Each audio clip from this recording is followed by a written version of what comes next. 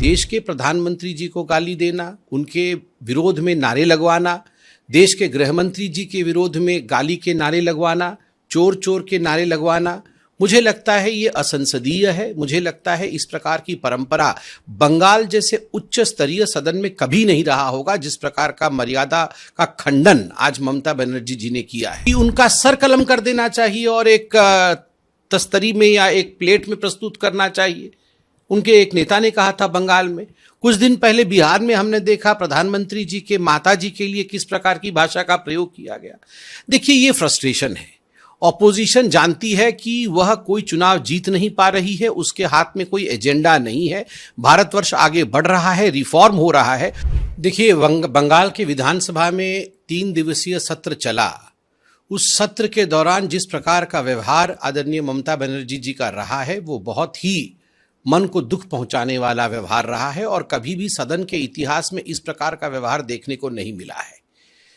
एक माननीय मुख्यमंत्री जी इस प्रकार के भाषा का प्रयोग करते हुए देश के प्रधानमंत्री जी को गाली देना, उनके विरोध में नारे लगवाना, देश के गृह मंत्री जी के विरोध में गाली के नारे लगवाना, चोर चोर के नारे लगवाना, मुझे लगता है ये असंसदीय है। मुझे लगता है इस प्रकार की परंपरा बंगाल जैसे उच्च स्तरीय सदन में कभी नहीं रहा होगा, जिस प्रकार का मर्यादा का खंडन आज ममता बनर्जी जी ने किया है।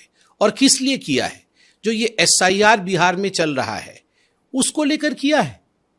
देखिए, आपको समझना होगा कि SIR को लेकर पूरा विषय सुप्रीम कोर्ट में गया है। सुप्रीम कोर्ट ने भी इसे जायज ठहराया है और प्रक्रिया को रोका नहीं है। और SIR जो हो रहा है उसका मुख्य उद्देश्य है कि जो लोग आज जीवित नहीं है, जो लोग अपने एरिया को छोड़ के जा चुके हैं, जो घुसपैठिए हैं, किस प्रकार से वह हमारे वोट प्रणाली के अंदर नहीं आए, वो भारतवर्ष में वोट नहीं कर सके। ये तो एक उचित माध्यम है, ये तो एक संवैधानिक प्रक्रिया है।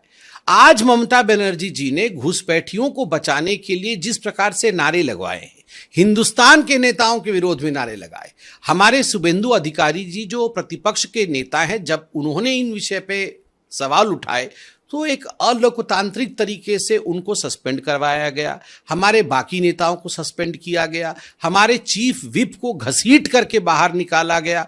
वो बेहोश हो गए, बाद में उन्हें अस्पताल में भर्ती तक करना पड़ा। आप सोचिए ये किस प्रकार का डिक्टेटरशिप ममता बनर्जी बंगाल के अंदर चला रही है। कुछ दिन पहले आदरणीय गृह मंत्री जी के लिए यह भी कहा गया था कि उनका सर कलम कर देना चाहिए और एक तस्तरी में या एक प्लेट में प्रस्तुत करना चाहिए। उनके एक नेता ने कहा था बंगाल में।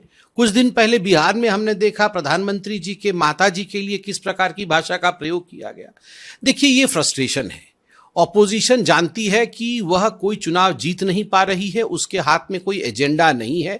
भारतवर्ष आगे बढ़ रहा है, रिफॉर्म हो रहा है। और उस खिसियाहट में, उस फ्रस्ट्रेशन में जिस प्रकार के भाषा का प्रयोग किया जा रहा है, मुझे लग रहा है भारत के लोकतंत्र को रसातल में लेने की कोशिश ऑपोजिशन कर रही है। मगर बंगाल की सुसंस्कृत जनता, बिहार की जनता यह सब माफ नहीं करने वाली है।